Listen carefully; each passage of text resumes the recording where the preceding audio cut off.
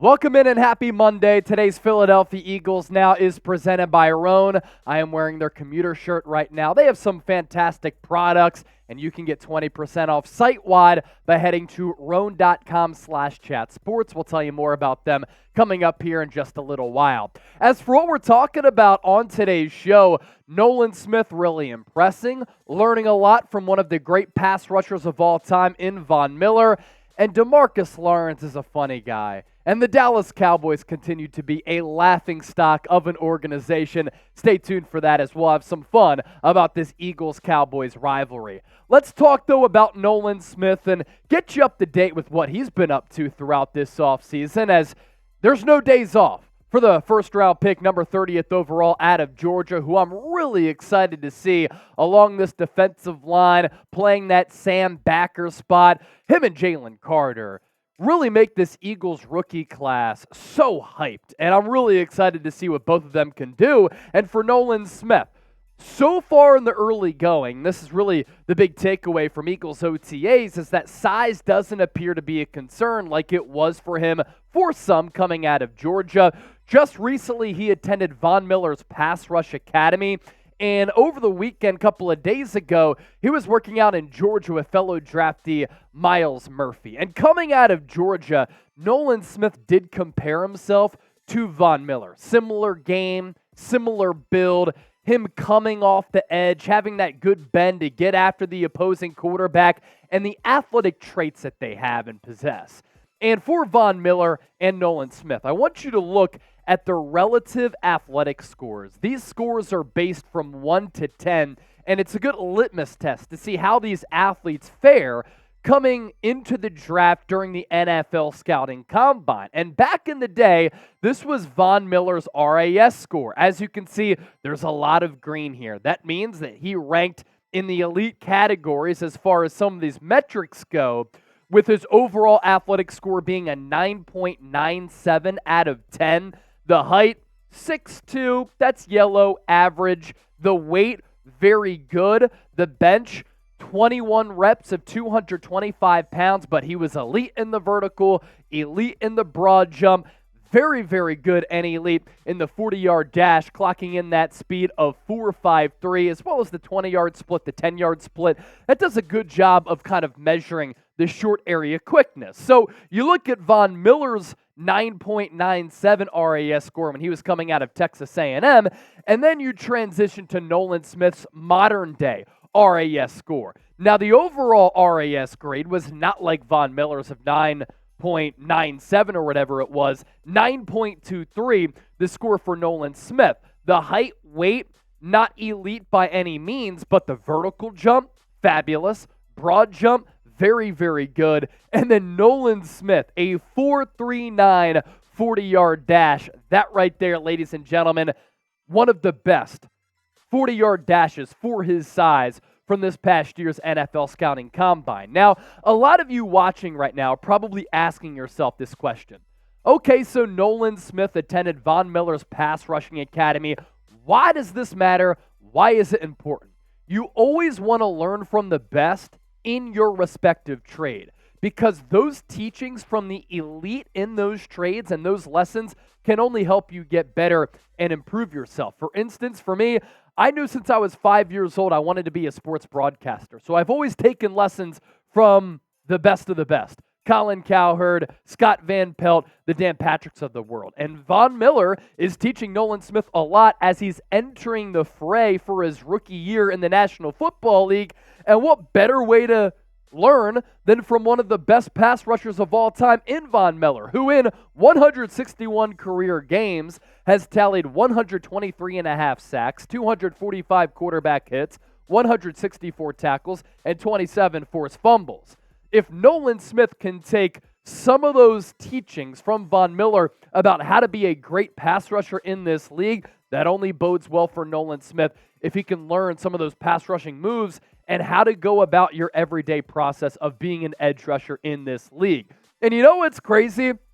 I just wanted to see when Nolan Smith was born. I knew that he was young, right? He was born in 2001. I was born in 1992. So this right here makes me feel old. What year were you born Want to gauge the demographic of our audience here. Have some fun with it and chime into the comment section right now.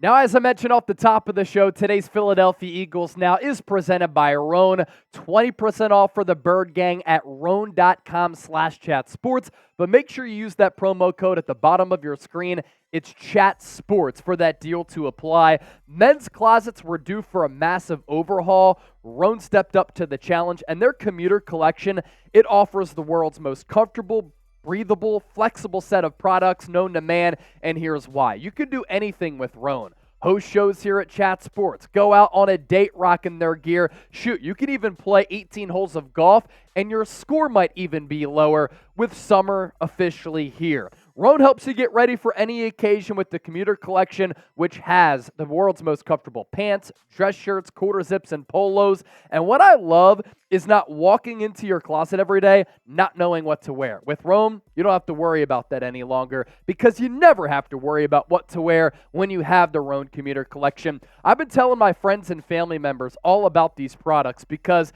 the comfortable four-way stretch fabric provides breathability and flexibility that leaves you free to enjoy whatever life throws your way, and it's time to feel confident without the hassle.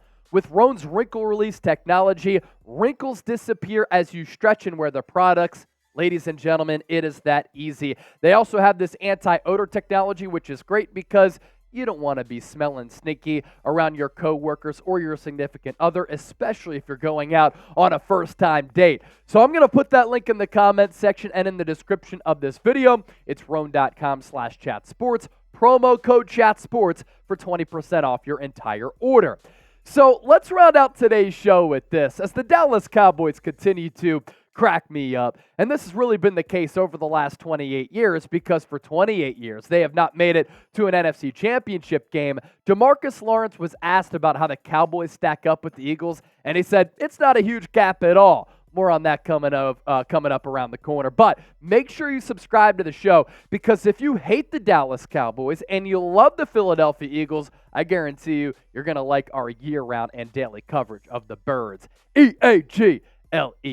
Okay, so with what DeMarcus Lawrence said, DeMarcus Lawrence, there's not a huge gap between the Dallas Cowboys and the Philadelphia Eagles. I think he's wrong because when you go position for position, the Eagles have the edge at basically every position on the football field. Quarterback, I'm taking Jalen Hurts over Dak Prescott. Running back, Cowboys let go of Ezekiel Elliott. Tony Pollard is their number one. I'll take the collection of Eagles running backs over what Dallas has to offer. DeAndre Swift, Kenneth Gainwell, Boston Scott, Rashad Penny. Those four backs are better than the backs on the Cowboys roster, especially from top to bottom. Wide receivers. Did Dallas bring in Brandon Cooks? Yes. Did they have C.D. Lamb, who I think is overrated? For sure. Devontae Smith and A.J. Brown might be the best wide receiver duo in the NFL. Then you have Quez Watkins, Olamide Zaccheaus as some of the 3-4 options. Tight end. Dallas Goedert was one of the most efficient players in the NFL last year, and I think he's one of the best all-around tight ends in the National Football League. Eagles, tight ends, check. Offensive line. Eagles had the best offensive line in the game last year, and they return everybody outside of Isaac Seumalo.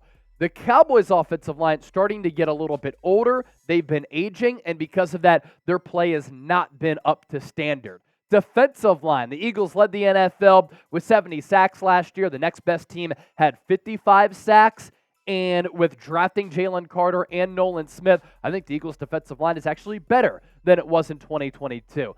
Linebackers. You could, I guess, say that the Dallas Cowboys arguably have the better linebacking core. It's mostly because Nakobe Dean is unproven. Nicholas Morrow, though, for Philadelphia, did have more than 100 tackles last year. Secondary. Darius Slay, James Bradbury, Avonte Maddox, better cornerback trio than what the Cowboys have to offer. I know that they have Trevon Diggs. Outside of that, though, I like the depth of the Eagles secondary. Safety, though, a little bit of a concern for Philadelphia. It's also a concern for Dallas. Head coach, who would you rather have going into a big game? Mike McCarthy and his awful game management who can't manage the clock, or Nick Sirianni? I'm going Nick Sirianni. And then special teams. We know that the Cowboys have struggles at kicker. We know that they have big question marks at kicker. Jake Elliott, on the other hand, was one of the most efficient kickers in the league last year. Philadelphia Eagles get the edge there with special teams. So, with DeMarcus Lawrence saying, look, I think there's not much of a gap between Dallas and Philadelphia. We just went position group for position group and head coach for head coach. 9 of 10 here. Edge goes to the Birds. I will say this, though.